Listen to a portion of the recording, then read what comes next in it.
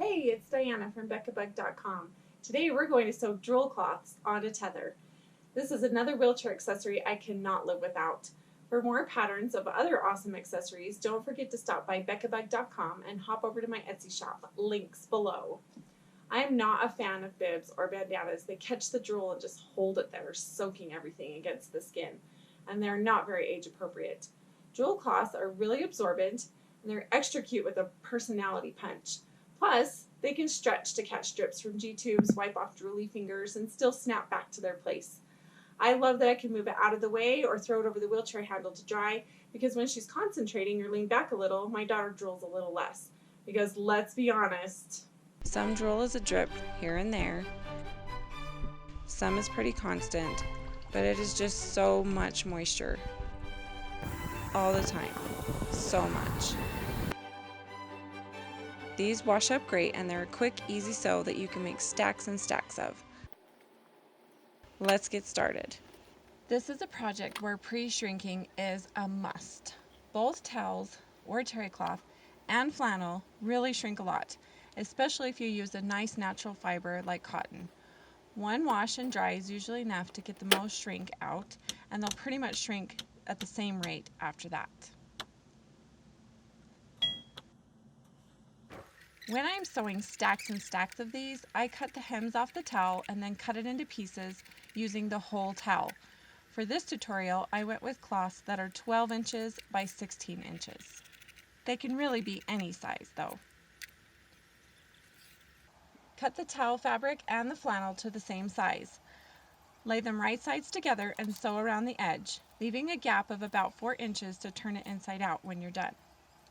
I have found even with the 4-cone serger, I end up not catching everything in the seam, partly because of the fluffiness of the fabric and turning corners and stuff.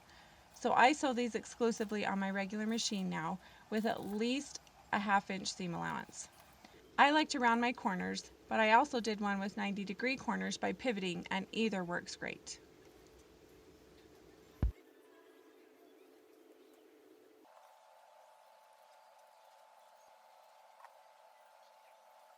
After you turn it right side out, the next step is important.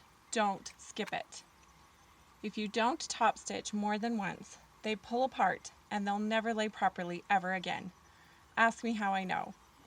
Top stitch around the edge, catching the edges of the hole you left for turning, and then sew a second row of top stitching further into the middle. It makes a big difference over the life of the cloth, trust me. Or try it out for yourself. Skip the top stitching, you little rebel you. To prepare for the grommet, decide which corner you want it to hang from. My daughter has the most dexterity in her left hand, and that's the one that goes in her mouth whenever possible. She'll also occasionally grab the towel and brush her face with it. So I set the grommet so that when it lays over her left shoulder, the cute flannel shows.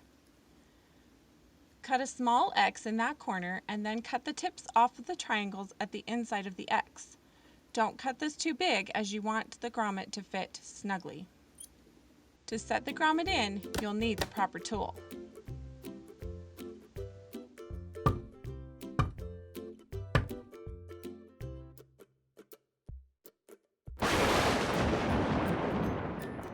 Better not.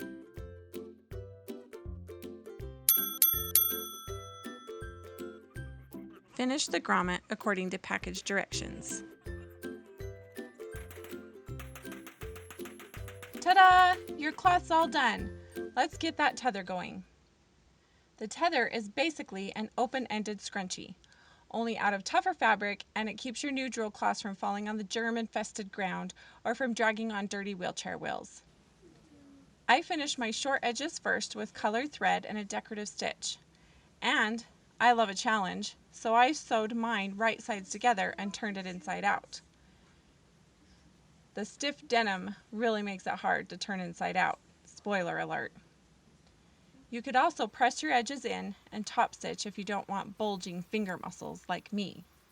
For durability, I sew my waistband elastic into a loop that equals the length I want my tether to end up. Then I put a carabiner through the loop, aiming to get my stitched overlap somewhere in the middle of my open-ended scrunchie and thread the other end of the loop through the tether.